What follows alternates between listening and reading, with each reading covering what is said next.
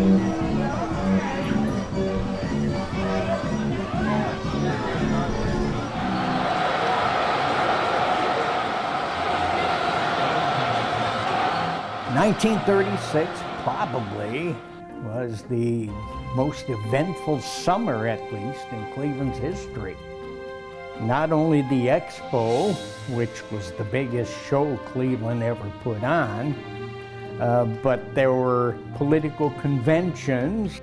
The RNC was important in that it did bring, I think, 13,000 people to downtown Cleveland, filled the downtown hotels, and every space they could find. The middle of the Depression, 1936, and all eyes were on Cleveland. Cleveland had been the second largest industrial city before the Great Depression. The city had lost half its jobs, but that did not diminish the city's importance for the Republicans in the upcoming election. The Republican Party wanted to take things back to what they had been like before the Depression. Well, so did everyone. Through the Roaring '20s, government was very small, and most of the apparatus of government, most of the expenditures of government happened at the state and local level. The federal government was a fraction of the size that it became after that time. And to look at it from our modern perspective, you wouldn't recognize the government before 1929, really, and especially before 1933 when Roosevelt took office. 1,001 Republican delegates, along with their staffs, came to Cleveland. Of course, back then you had the soot, the fallout from industry. Buildings were blackened by the fallout from the steel mills. They cleaned a lot of the buildings. They had two things coming, so it was not really ostensibly just for one. I think it was because they knew the 1936, especially as the summer approached, was a big time for Cleveland. It needed to look good. And so there's this cartoon that shows the Terminal Tower taking a bath, which is a great image. I should say the convention center here was built in 1922. It was a showplace, something that really made Cleveland stand out. It was really one of the most impressive convention centers in the entire country. And Cleveland was one of the very foremost cities as a convention destination for a number of years thereafter. Certainly through the 1930s and 40s, it continued in that role.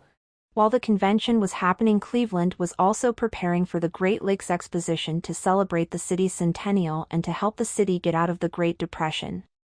There were several World's Fairs in the 30s. There was a big one in Chicago in the early 30s, an even bigger one in New York at the end of the 30s. In the middle of the 30s, there were actually three. You might call them mini World Fairs. Cleveland, Texas had one, and San Diego had one. But Cleveland was the only one in the northeast part of the country, which was the most populous part of the country. In fact, we tried to get the whole region behind this. That's why we called it the Great Lakes Expo. Mr. President, I have the honor to pin on you the official badge prepared for you as the honored guest of this convention. I think the convention was 2 weeks before the opening of the Expo. So while they were getting things ready downstairs for the Expo, all of the exhibits in the basement of Public Hall, the Republicans were meeting upstairs. Public Hall and Music Hall share the same building and in a way share the same stage. There's a partition between the two stages. They could raise that curtain so they could seat people on both sides. It came here in large part because of the efforts of Chester Bolton, who was a prominent Clevelander, a prominent Republican. He was an Ohio congressman. And he was on the Congressional Convention Committee, and he was a tireless advocate for Cleveland, and he had been involved previously in the 1924 convention and helped secure that for Cleveland as well. So this was a repeat performance basically for Cleveland in bringing it here. So he was very influential. Well, I heard about the Great Lakes Expo when I was still a kid collecting coins. There was a commemorative $50 issued on the Great Lakes Exposition in 1936, which was a couple years before I was born. I think that's another reason I was interested in the Expo. I think we're all interested in what happened just before we were born or just when we were born. We wanted to find out what the folks were up to back then, maybe. Or maybe there were things laying around the house from that time that piqued our interest. Cleveland back then, as now, had a committee promoting the city. One way they did it was that they tried to encourage local businessmen not to look so glum. They actually, you can read in the Plain Dealer that time frame that the Come to Cleveland Committee urged them to don summer suits, not to wear their dark gray wool suits into the spring and summer. We need to create more of a resort-like atmosphere here, which is really funny to read, but they said it, and I'm not sure. They may have been deluding themselves. Cleveland was not going to be Miami by any stretch of the imagination. The Come to Cleveland Committee really was trying to promote special events. So they had things like battle reenactments on the lakefront in Municipal Stadium and various other festivals that were seasonal. So they were trying to bring people downtown and bring people from outside the city to come in and maybe stay a day or two, spend money in the restaurants and the hotels and go shopping on Euclid Avenue, which was then the 6th largest concentration of retailers in the United States. So it was a very impressive place to come. You had 6 department stores within walking distance of each other. I figured it at one point, as best I can tell, there were 44 stories of department store shopping. The big draw that summer was the Great Lakes Expo built on a landfill along the lakefront. I was interested in the WPA, which played a role in the Great Lakes Expo. They had 500 WPA workers on the horticultural garden. There was another remnant of the expo. The horticultural gardens were put in just north of the stadium. It was part of the Great Lakes Expo. It was an effort to show Cleveland what might be done with the lakefront. It took 3,000 workers to erect the expo in only 80 days. That included all the infrastructure needed from electricity, water, sidewalks, and all the other amenities needed for the exposition. All the local companies, the hotels and the banks promoted the expo. Dudley Blossom was a prime mover for the expo. He's the man who raised the seed money. I saw one estimate that Dudley Blossom raised $1 million, and that was just to get things going, to rent office space and hire a staff. They needed a mover and shaker to really get the city behind it. That was Dudley Blossom, the man who is the namesake of Blossom Music Center today. A later estimate said that the entire plant probably represented about a $35 million investment. Lincoln Dickey was the man with the ideas. He was the visionary as far as how much Cleveland got out of that $35 million. Dudley Blossom used figures about bank deposits to indicate that we came out a few $1 million ahead in extra spending in Cleveland. But more important than that was the fact that it turned the national spotlight on Cleveland. A spotlight that the Republicans shined on Cleveland a few weeks earlier. Cleveland's still riding high in a way. Of course, in 1936, everyone in the country is still in the Great Depression, and they're feeling it more or less depending on their location. Some places fared better than others, and it's also true that by 1936, the policies of the New Deal under President Roosevelt had cut into the Depression a bit, more than a bit. So Roosevelt was hailed by many as a hero, a savior. He was at the helm when 6 million new jobs were created in his first term as president. So the country has a sense that it's coming out of the Depression. We have seen these gigantic expenditures in this. Prior to the Cleveland Convention, William Borah, who was a senator from Idaho, had been in the lead. He had won the majority of the popular vote. If you tallied it up nationally across all the primaries and caucuses, he had won about double the votes of Alf Landon. Of course, it's decided at the convention, and people could change their mind. The delegates did not have to support who won leading up to that. And there were a number of contenders, really, but coming into the convention, really it's Alf Landon, who's the governor of Kansas, and it's Senator Borah from Idaho. And Borah ends up coming out of Cleveland the loser. Alfred M. Landon of Kansas, having received a majority of the votes of this convention.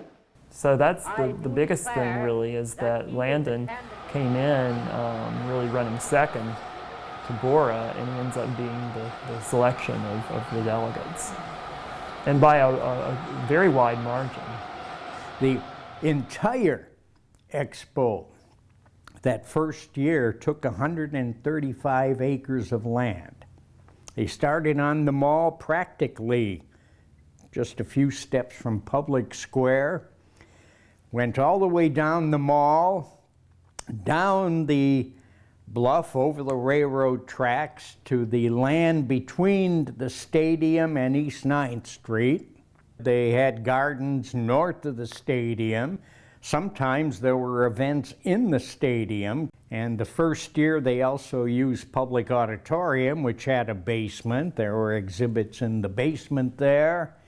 In the upper part of Public Hall, they called it Radio Land, and there were national live radio broadcast every night. The Johnson Wax program with Fibber McGee and Molly. Anything interesting in the paper, dearie? Well, here's an interesting article on crop surpluses, Molly. You don't say. Yeah. Now take If you corn, for instance. paid your way into the Expo, you could attend those radio broadcasts free. You were part of the studio audience. Then on the other side of East 9th Street was what they called the amusement zone. That went all the way to what's now Burke Lakefront Airport. In fact, they had a Goodyear blimp field at the end of that area. For $3.50, you could take a blimp ride over downtown Cleveland. And between the blimp field and East 9th, they had kind of fun exhibits. They had Cliff Wilson's snake show, for example. They had a sportsman's paradise where I think for a quarter they had a pond which they stocked with trout and pike and game fish, and for a quarter they gave you a baited fishing rod. You could catch your own dinner. While the summer of 1936 wound down, the presidential election was about to take place. When you look back at what was happening in 1936, even the Republican candidate, Alf Landon, was not ripping apart every bit of the New Deal. He actually liked parts of the New Deal. So he just wanted less of a federal financial footprint. But he wasn't saying the New Deal is all bad. He liked Social Security, so he didn't believe that the rich should bear the burden for paying more into the system. And that's where, Democrats and Republicans have long disagreed.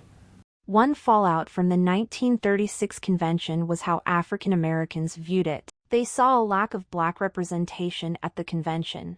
Many black leaders were upset by this, as were many newspapers. One African American leader said this would be the death of the Republican Party. In 1936, the New Deal, even though some people found fault with it, it was very popular, and it didn't single-handedly cause us to come out of the Depression. It was actually World War II that brought us out of the Depression, because you spend tons of money preparing to fight an international war. You put everyone to work. Everyone who can lift a hammer is going to work. At the Expo, the election was not forgotten. Well, Franklin Roosevelt opened it long distance. The very night the Expo opened, he was due in Philadelphia to accept his nomination for a second term. So he opened the Expo by pushing a button in the White House, but about a month later, he did come in person.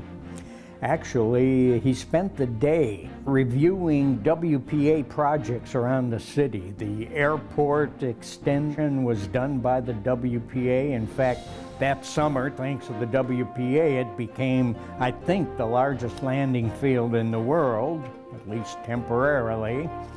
The Lakefront Boulevard was opened by the WPA that summer too, what we now know as the East Shoreway. And finally, they brought him to the Expo grounds. They took his railroad car right down to the grounds. Don't forget, the railroad tracks were there back then as they are today. Gave him a tour of the grounds. He gave a short talk at one of the nightclubs that was part of the Expo.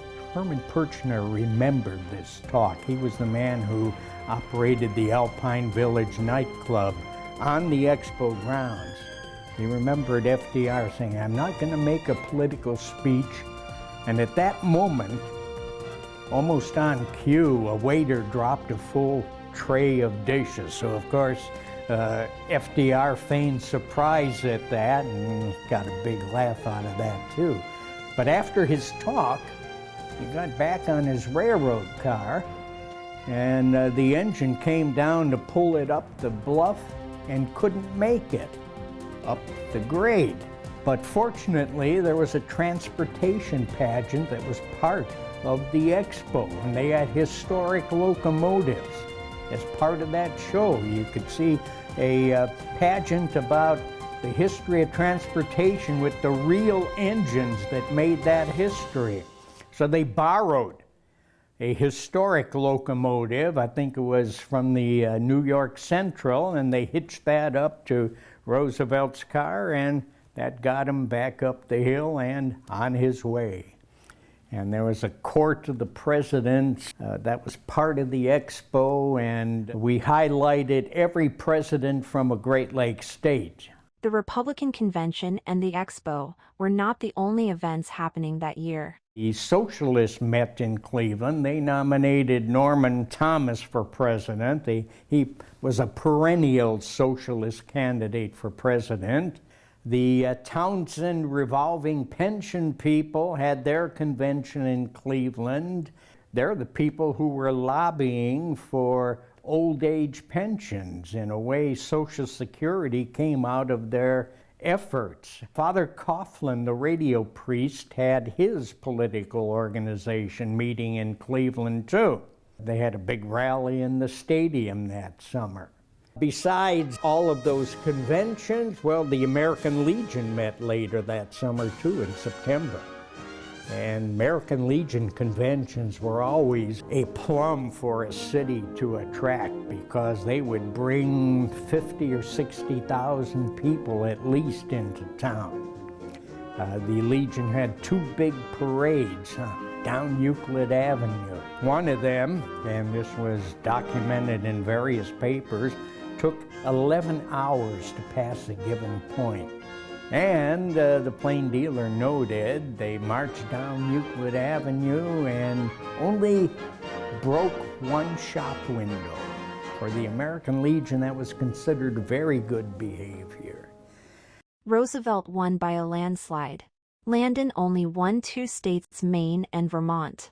The Great Lakes Exposition also won. In 1936, on opening day, it drew 35,000 visitors. See, it was a hit. They attracted pretty close to their intended audience. They came close to 4 million people the first year. That had been their goal.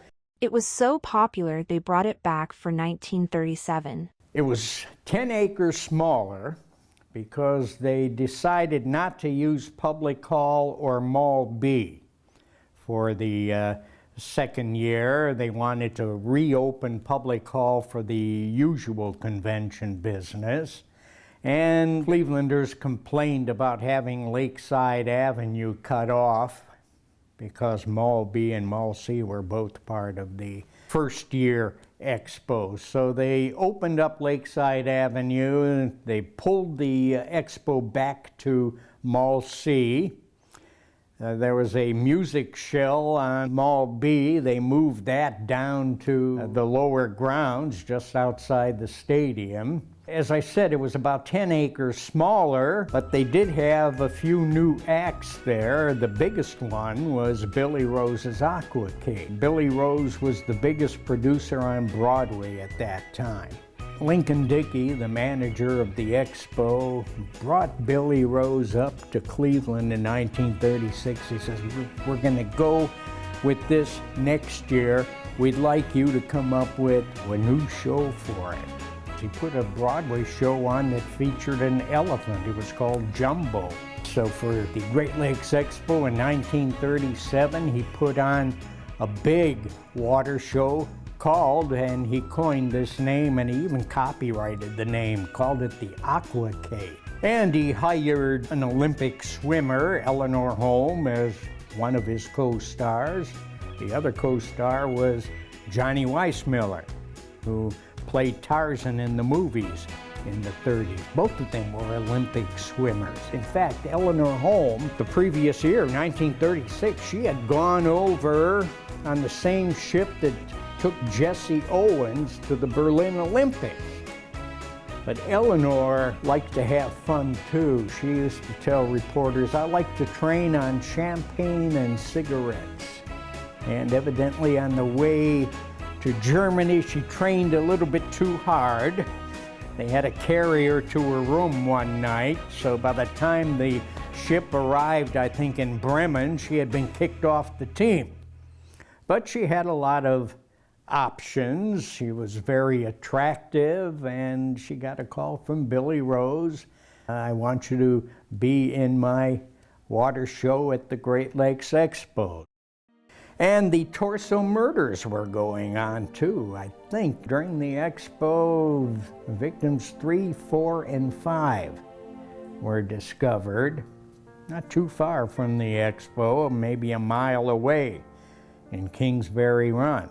And of course, the safety director of Cleveland at the time was Elliot Ness. Elliot was a bit of a playboy. In 1937, second year of the Expo, when Billy Rose was auditioning swimmers for the Aquacade, for some reason, Elliot Ness showed up to watch the auditions. Maybe you figure that was part of the job. The lake was still pretty polluted back then. When they were rehearsing it, according to one story, a dead cow floated up from the bottom and broke up the rehearsal. Billy Rose's Aquacade then was the big hit of the 1937 Great Lakes Exposition. Eleanor Holm and Billy Rose soon became an item, even though they were both married at the time. She started showing off a huge diamond ring, and the story was that Billy gave it to her. I talked with some people that worked for the Expo, and they said nobody on the Expo believed it. They said he's too cheap. He's always mooching cigarettes. Well, one favorite story of Cleveland newspapermen was when Fanny Bryce showed up unexpectedly in Cleveland that summer and caught Billy Rose meeting with Eleanor Holm. And soon after the Expo, yes, they filed for divorce, and Billy married Eleanor Holm. Johnny Weissmuller, well, he behaved himself that summer. He was married to a Mexican actress named Lupe Velez, and she made sure she flew into Cleveland every weekend to watch over her Johnny. They also had versions of Shakespeare's plays. I'd like to say that was the most popular, but it probably wasn't. I think more popular was a nightclub in Streets of the World that had exotic dancers, including one named Toto Laverne, who was one of the great characters in the Great Lakes Expo. In fact, they had a picture of her in Time magazine. And as a result of that, she got a kind of an angry postcard from a churchgoer in New Jersey who said, in effect, "Shame on you, your soul is in danger." So a few days after she got that postcard, Toto marched out on the pier and threw herself into Lake Erie. Fortunately, there were some Expo guards there, jumped in and saved her. Oh, there also happened to be some reporters and photographers there too, so we suspect that was a staged event, gave the Expo, of course, more publicity. What was the legacy of these 2 years when all eyes were on Cleveland? The Donald Gray Gardens, of course, remained. A lot of Clevelanders still remember. That lasted until the new Brown Stadium was built. There was supposed to be one building, the horticultural building, right next to the gardens. That was supposed to be permanent. Unfortunately, that burned down a couple years later. There was no physical legacy in the original footprint of the Expo. I think the Exposition was a bigger impact because, for one thing, it had a second run. So that had more of a residual effect in that it brought more people into Cleveland for a more sustained period than the RNC itself did, which was just for a few days. One of the visitors I interviewed had considered that question. He didn't think they could even do it today because of the expense. If it was a $35 million plant in 1936 and 1937, it would probably cost close to $500 million to put on today. They just don't do those large expos anymore. I think it's one of those years that is maybe more important than the typical year because you did have these two major events. So that makes it a pivotal year.